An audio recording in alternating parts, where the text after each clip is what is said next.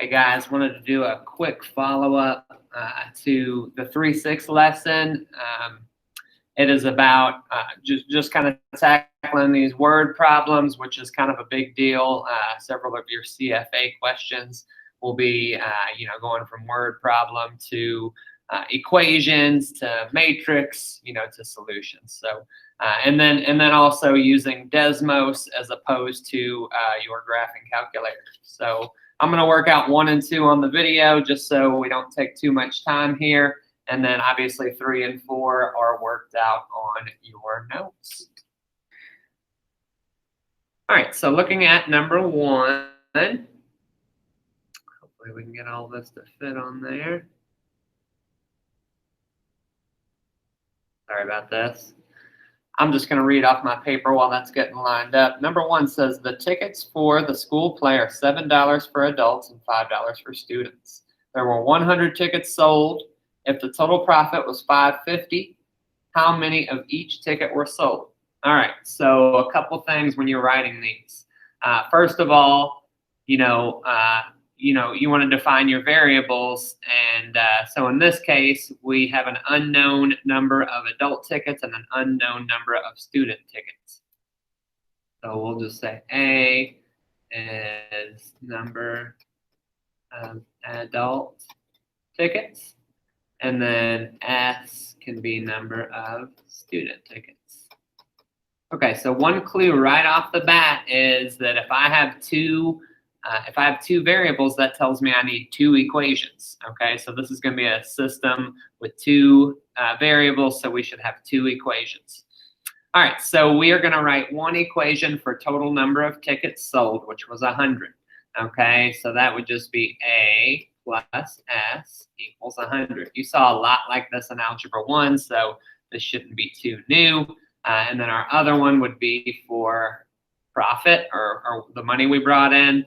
So that would be $7 per adult ticket plus $5 per student ticket. Got to be careful with those S's. That kind of looks like 55 is equal to the amount of money we brought in, which is $5.50. Now, I know that you could solve that algebraically, but that's not really the point of this video. Okay, so I'd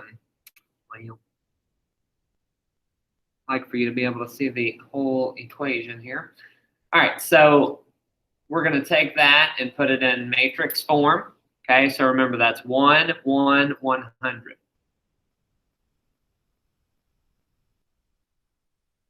That would be my top equation, and then my bottom equation would be 7, 5, and 550. Okay, it doesn't really matter that this is not X and Y. It just means, once I did this, I kind of established this is my A column, this is my S column, this is my constant column. Okay, and remember this version doesn't really help us. What we want is reduced row echelon form. Okay, which we went over yesterday, how we could get that under your calculator. There is also this option, and it's probably a little more user-friendly. So I don't think you can go in through Desmos directly. You may find that I'm wrong there. You instead have to type desmos.com/matrix. Okay, that will take you to Desmos's matrix calculator.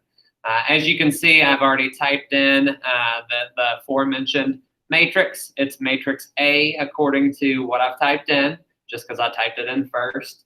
And so remember, what I want, now that I have that in, just to save me some time, is I want reduced row echelon form, RREF. So I'm going to select that,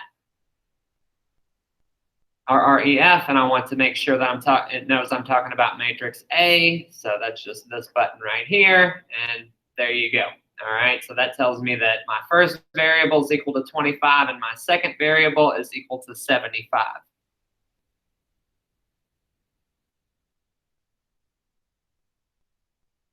So we get our reduced row echelon form matrix, which leads us to our solution. So we have 1, 0, 25, and 0, 1, 75. Again, we want to put it into context. So what's that mean? That means 25 adult, 75 student.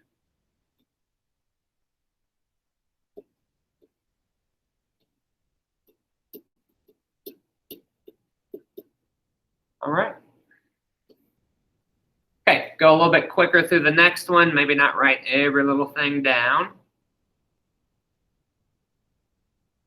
Okay, so it says you work at a fruit stand that sells apples for $2 a pound, oranges for $5 a pound, and bananas for $3 per pound. Yesterday, you sold 60 pounds of fruit and made $180. You sold 10 more pounds of apples than bananas. How many pounds of each kind did you sell? All right, so in this case, we have 3 variables we're trying to solve for.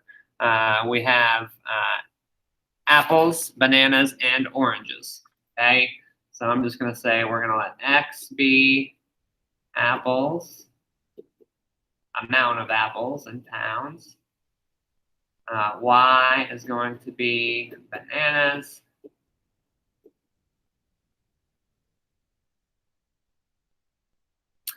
And Z is going to be oranges.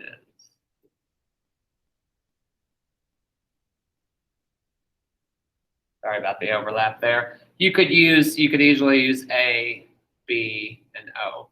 O is kind of, obviously a little bit problematic, but anyways, you could do that. Okay, so setting up 3 equations, 3 variables, that means you need 3 equations. Two equations won't cut it, okay? So your first is going to be for number of pounds sold, so that would just be your simplest one, X plus Y plus Z equals 60. And as you can see, I already have that over here in augmented matrix form. Our next equation is going to be for money brought in. That's where we're going to bring in our coefficients. So 2 is my coefficient that goes with apples, so 2x. Let's see.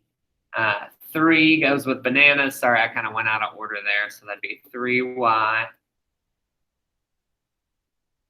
And 5 goes with oranges, so 5z, and we made 180.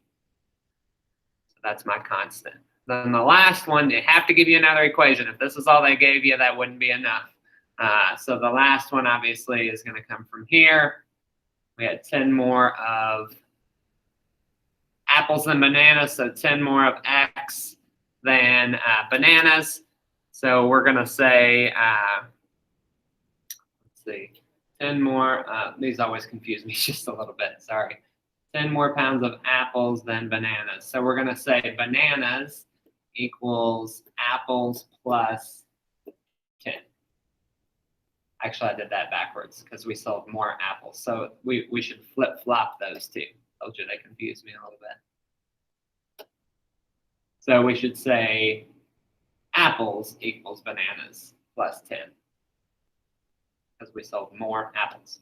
All right, now we have to write this to where we can, put it in our matrix. So we'd want to put the B over there. I'm using different variables now. Sorry, we're using X and Y there. So I'd want to move Y over and make this X minus Y equals 10. X minus Y equals 10. And then so now I go X minus Y, and then you want to say plus 0Z equals 10, right? You can't leave a blank space there. So don't forget that 0. Okay, once you have it in, to get a new line on here, I think the only way you can do it is hit this button. Hit that button again and go RREF. This time we want to do matrix B. And there you go. So that tells me I have 28 pounds of apples, 18 pounds of bananas, and 14 pounds of oranges. If this were a test, you would want to write out, this matrix and probably this matrix, but I'm going to skip that just for time purposes and just write out my final answer. Actually, you know what? You can find that on the notes. That's really all I wanted to show you.